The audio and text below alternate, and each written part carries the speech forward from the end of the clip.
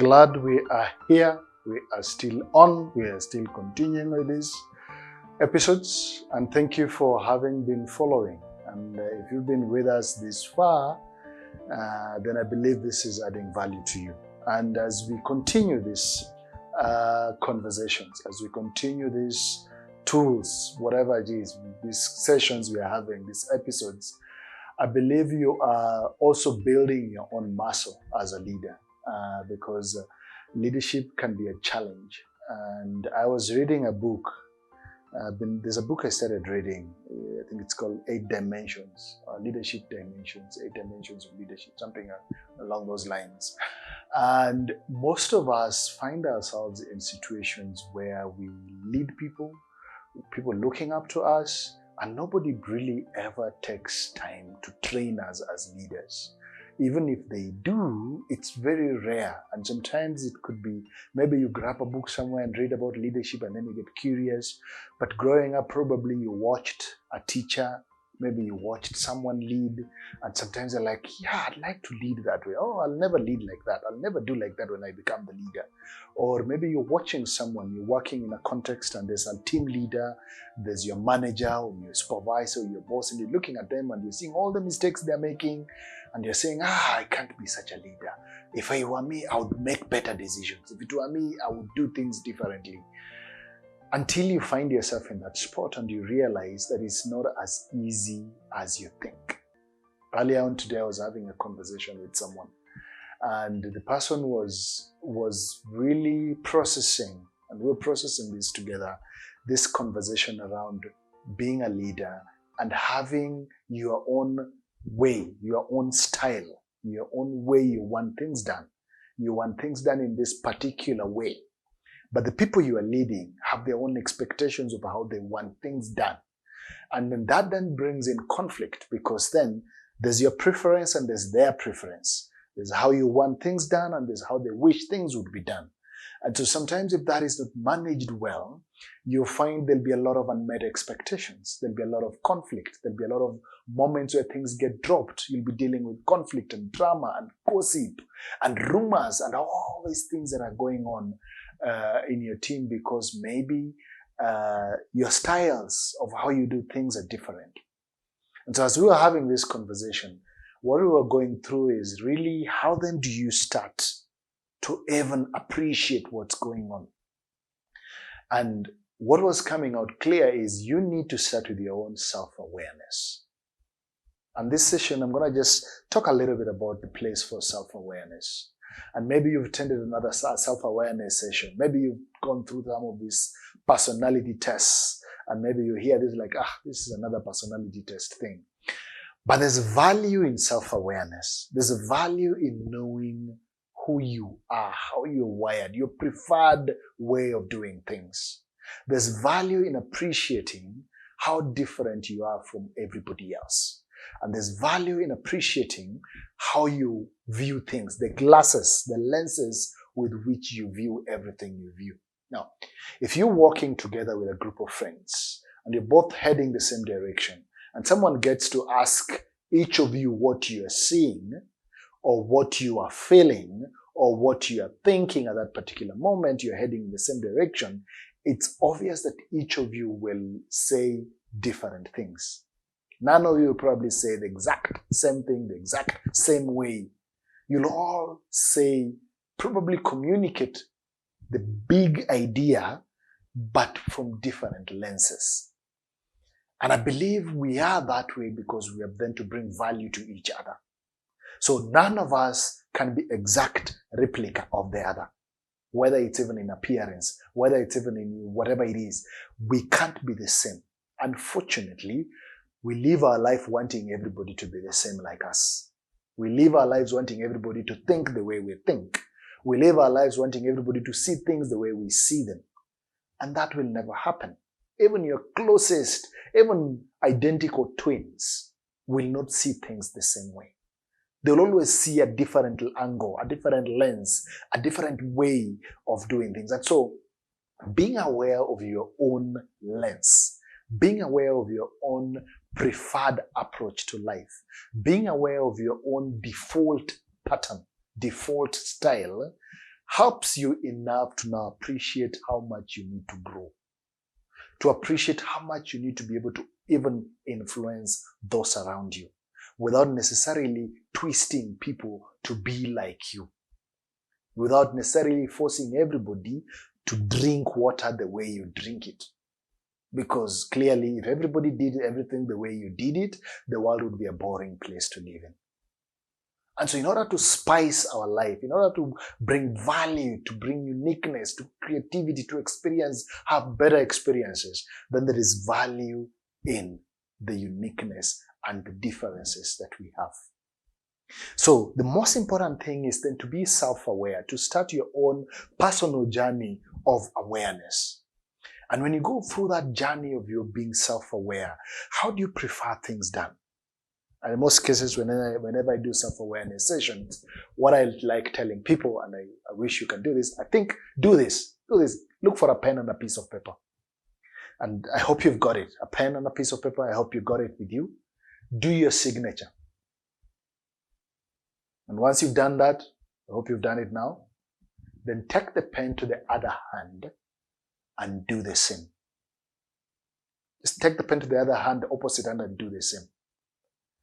Now, I don't know how that experience was for you. And if you are like me, I easily would pick with my right hand and do my signature. But when I put the pen on my left hand, it's a process. It's tough. Even mentally, I'm wondering, what will I even do? I don't even know how to hold the pen very well. So finally, I might scribble something. And maybe with time in different contexts, I might train my left hand to be able to copy my signature and do it well. But it will come from a lot of training, from a lot of practice, and probably anyway, I find a case where I get to a point where I can't really use my hand well. I might need to continuously now use the left hand. I will practice it and maybe I will get there. Maybe I will. And the point is, we all have our default way. When you say, hey, do this, there's a default way you do it. You pick a pen, you don't have to be reminded. But when you're told, hey, now switch it to the other hand, people have to even be patient with you because you're going to take time to scribble what you need to scribble. And that's it. We have tendencies that are default to us.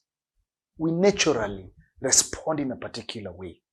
But with probably training, intentionality, being aware, we then start appreciating, so I can also respond in a particular way.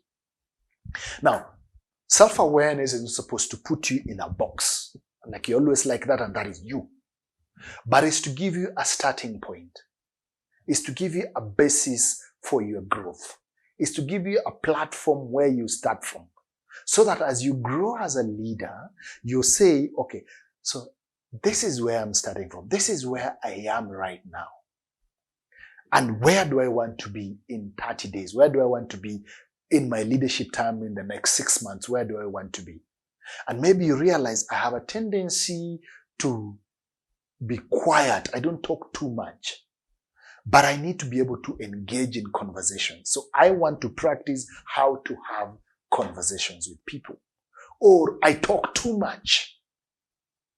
So then I need to then learn how to always keep quiet and let others talk. So that becomes your growth. It doesn't mean that now we label you and we put you in this space and now you always, that guy is always like that. He doesn't always give people a chance to talk, but it's to always know where is my growth starting from. Because as a person, as an individual, as a leader, you need to define your own growth curve. So self-awareness journey is important for you then to know, so where I am, where am I right now? What's my reality right now? And how unique am I from everybody else? And even because there are things you cannot outsource. For a moment, you can outsource some things. If you are leading teams and you need to have difficult conversations, you can't outsource that. If you outsource that, you lose influence over the people you're leading. But you need to know, okay, what does it mean for me to engage in difficult conversations? Is it a conversation I like? Or what is a struggle for me? What are some of the self-preservation, the issues that I need to deal with for me just to have a difficult conversation? When it comes to receiving feedback, how do I receive feedback?